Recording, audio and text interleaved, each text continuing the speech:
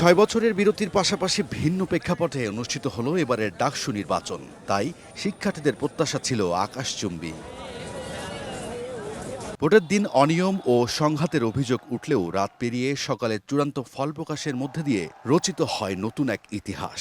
অনিয়মের অভিযোগ বিতর্ক থাকলেও নির্বাচন অনুষ্ঠিত হওয়াটাই ছিল পরিবর্তনের বার্তা, এমন মত অনেকের। বাংলাদেশের মানুষ নতুনভাবে রাজনীতিকে আঁকড়ে ধরছে, নতুন পরিবর্তন চাচ্ছে। সেই পরিবর্তনেরই রেজাল্ট আমরা দেখতে পেলাম। অনেকদিন পর ভোটাধিকার ফিরে পেয়ে খুব ভালো লেগেছিল। দুই একটা বিচ্ছিন্ন ঘটনা বাদে কিন্তু বড় কোনো অঘটন ঘটেনি।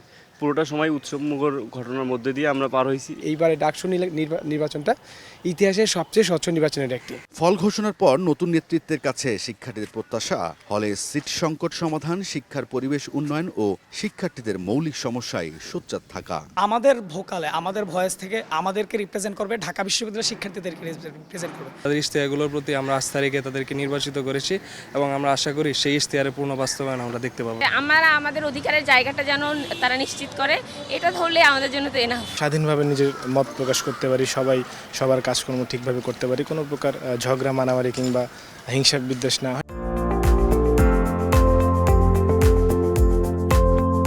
ভোট নিয়ে নানা বিতর্ক থাকলেও ডাকসুকে শিক্ষার্থীদের অধিকার আদায়ে প্রকৃত মঞ্চ হিসেবে গড়ে তোলার প্রশ্নে দ্বিমত নেই কারো।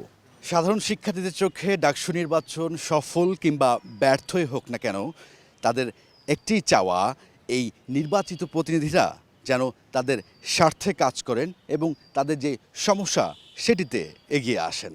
রাজুল ইসলাম শুভ, সময় সংবাদ, ঢাকা।